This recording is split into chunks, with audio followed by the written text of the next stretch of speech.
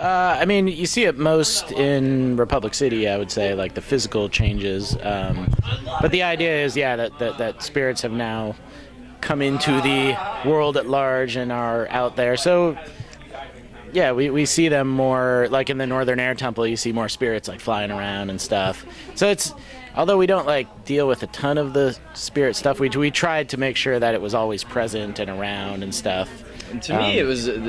I mean, our titles usually refer to a lot of things, and for me, it was mostly about the Airbenders coming back. Like that was the big change. You know, there was this huge change in Korra's life and in the balance of the world, and you know, because of changes that had happened earlier. But yeah, you can then relate it to change within a character, or you know, a new thread or something like that. But for me, it was mainly the Airbender thing.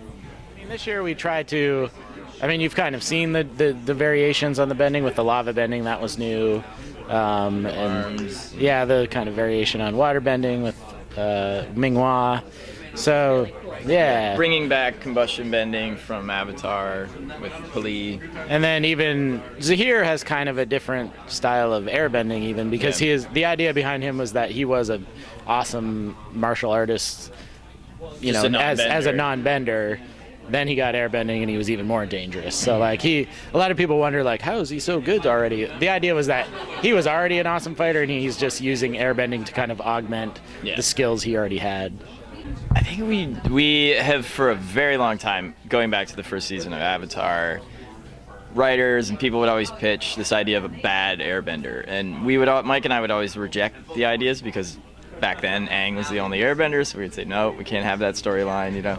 But it was certainly intriguing, and you know, we liked the idea, and this was a time where it was like, you think, oh, there's new airbenders, and you just assume, oh, that everyone's good, and then it's like, well, it could be someone who doesn't necessarily have good intentions, you know.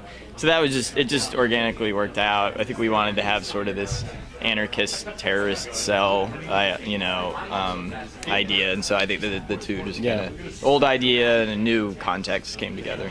Not a reunion per se, but we always like revisiting our old characters, so it was fun to bring back Zuko this time, and we know everyone was probably looking forward to seeing him, and it was cool to see him kick some butt again. Yeah, as far as like a date night between Katara and Zuko, I think you're gonna have to stick to the fan art for that. Yeah. Not necessarily, because we're just so far, like production-wise, we're so far ahead of like when people actually see the show. So any comments they would make about a particular season would just like, it can have no effect on what we're doing because it's already happened. You know, we're so far ahead. We definitely like. We might throw in little jokes, or you know, I think like Mako getting rid of his scarf. You know, like I mean, we were very aware of the scarf by that point, and like fans sort of making fun of it and stuff. Yeah, we know what things will likely resonate or annoy people, or sometimes we're surprised. Yeah, for sure. Yeah. But yeah, we definitely, there's not like we're not like checking to see what people would like, and I mean, ultimately we're just trying to make the show that we and our crew just liked and just trying to make. Yeah, so the last 5 episodes of Book 3 are going to be online.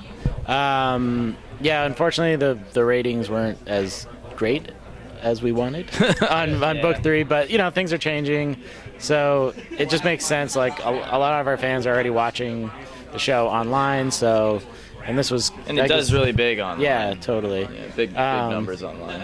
So starting next Friday, August 1st, and every week after that, they're going to release a new episode on Nick.com, and then like Hulu and Amazon and Xbox, those kind of places. So it'll be out there. People just have to do a little search, and they'll be able to find it. Yeah. We're pretty tired right now. I mean, when we finish Korra this year, it's going to be 5 years. And, you know, between Avatar and Korra was a year and a half where we were not at the studio, not working on it. And we're pretty tired. We need a break. Working in TV is pretty exhausting. So, we're definitely not plotting the next incarnation right now. We need to recharge the batteries. But this universe that Mike and I co-created and all these amazing artists and writers and staff have helped realize, like, it's just there's a gravity to this that is, I'm sure, gonna pull us back someday. But we might try some other things for a little while. But. And then there's things like the comics that Dark Horse do, so there's the Further Adventures of Aang, and then which really feel like the show. It's just not animated. Oh, and you got to read them. But the new Activision video game is amazing. That's cool. I mean, Janet and all the voice actors did the voices, and a lot of our artists did some of the animation, and Activision and Platinum did such a great job. It really feels like Republic City, and it feels like the world. So yeah, there's other. This thing just keeps growing. Yeah. I mean, there's a lot of Art Deco stuff for the Metal Clan and Zaofu. Just art history stuff. Yeah, architecture, costume design, jewelry design, even down to silverware we were looking at, and sconces and stuff. Someone was pointing that out today. John Michael Higgins. He's like, where do you find these sconces? these Art Deco sconces.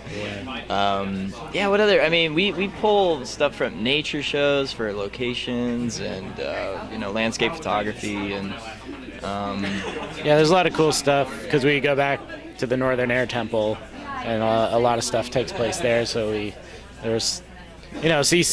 you see the temple that you saw in the old series, but you see some different places and some surrounding landscapes around there. So we had to reference ourselves. Yeah.